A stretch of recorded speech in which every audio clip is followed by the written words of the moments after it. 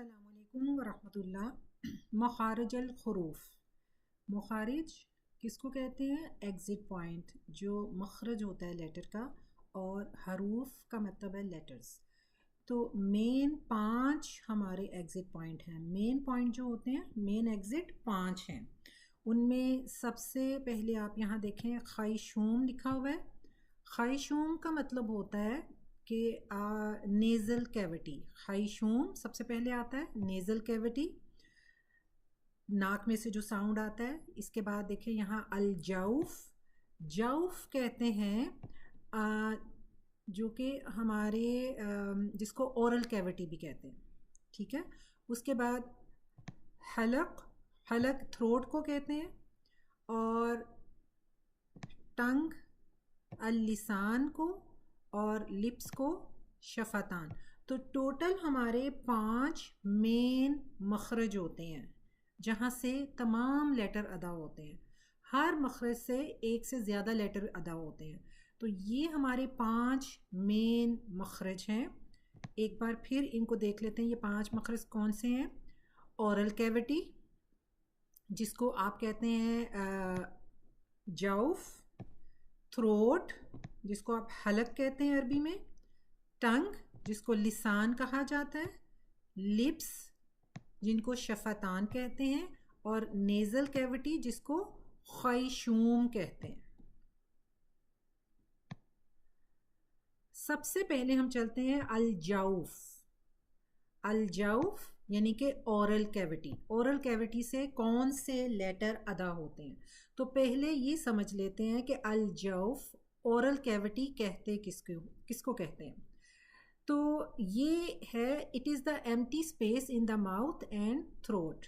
तो क्या है, पिक्चर में अगर देखें तो हमें ये पता चलता है कि ये एक जगह है जहाँ पे आप देख रहे हैं कि ये जो टंग के ऊपर हमारा जो ये एरिया है जिसको अंडरलाइन किया गया है, इस एरिया को ओरल कैविटी कहते हैं। और ये एरिया स्टार्ट होता है बिल्कुल हमारे चेस्ट के करीब, चेस्ट के करीब यानी कि थ्रोट से लेकर, और यहाँ थ्रोट से लेकर ये पूरा एरिया हमारा ओरल कैविटी कहलाता है, लिप्स तक पूरा एरिया।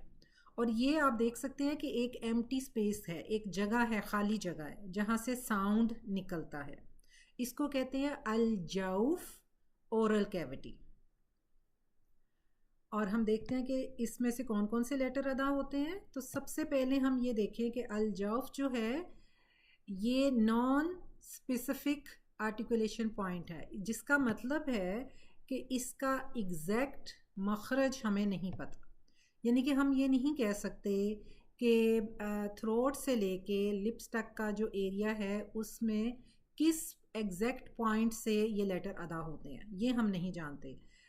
और इसी तरह से ये लेटर्स कौन कौन से हैं जिनको अल-जौफ़ के लेटर कहा जाता है।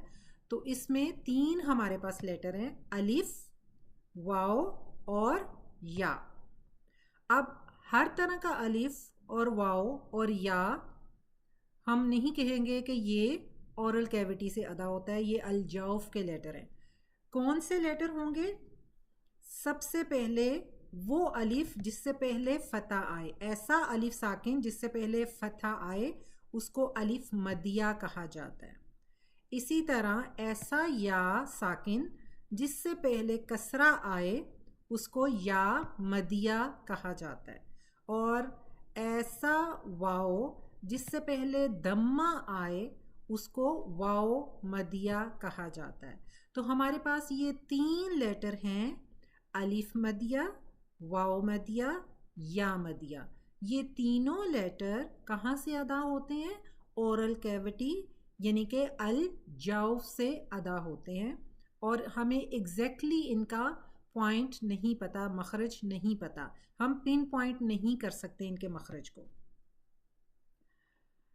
अब इनको पढ़ना कैसे है? जो हर लेटर है, जो मदिया लेटर होता है, ईच मदिया लेटर को हमने स्ट्रेच करना है 2 हरका। अगर हम इनको स्ट्रेच नहीं कर रहे तो हम इनको सही अदा नहीं कर रहे, इनका हक अदा नहीं कर रहे। तो हर मदिया लेटर को 2 हरका का टाइम देना मस्ट है, इससे कम टाइम हम नहीं दे सकते।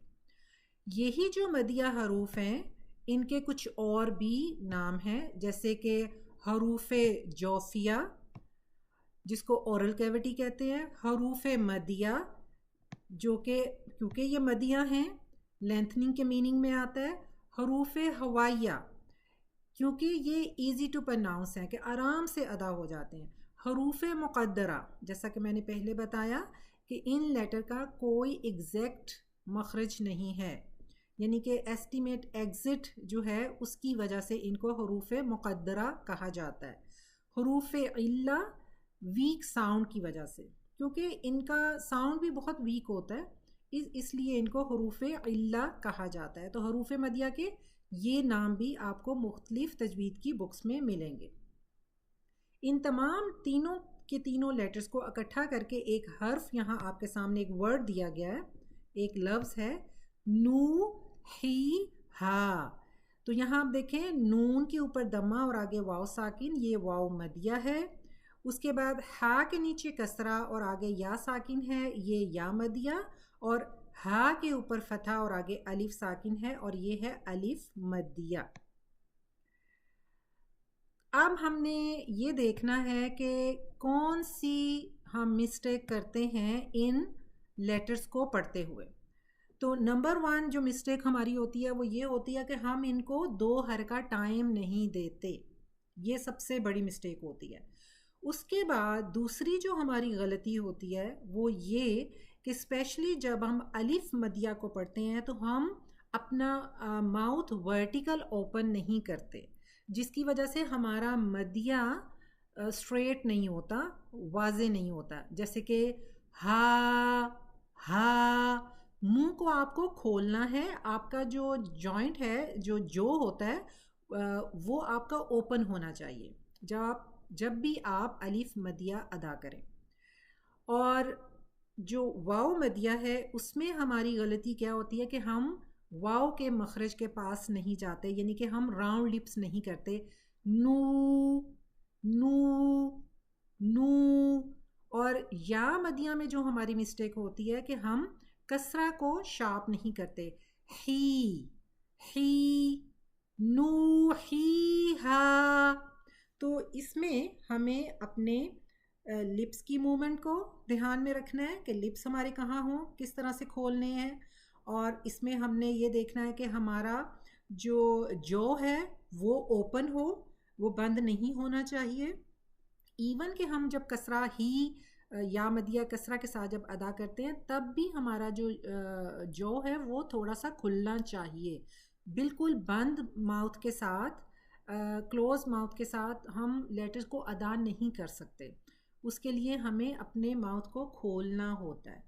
तो ये एक जो मेन मिस्टेक ये हमारी होती है, हम ये करते हैं। इसके अलावा जो मिस्टेक होती है कि हम अलिफ मदिया को इमाला करके पढ़ते हैं। इमाला क्या होता है कि ना तो आपने हा पढ़ा ना ही आपने ही पढ़ा, आपने है इस तरह से इसको पढ़ा, तो इसको कहते हैं इमाला करना, कि बिटवीन द फतहा और कसरा के बिटवीन जो साउंड बनाते हैं ना उसको कहते हैं कि ये हम कर रहे हैं इमाला। तो उसको भी आपने अवॉइड करना है, ये गलती नहीं करनी। तो ये हमारे जो मदिया हरूफ है ये अदा होते हैं अल जौफ से। अल जौफ अरबी में अल जौफ इनका मखरज है, जो कि एग्जैक्ट पिन पॉइंट हम नहीं कर सकते इनके मखरज को, इसलिए हम ये कहते हैं कि ये अल जौफ, यानी कि जो हमारा थ्रोट है, चस्ट से करीब वाला थ्रोट का एरिया, वहाँ से लेके हमारे लिप्स तक का जो पूरा एरिया है वहाँ से ये लेटर अदा होते हैं।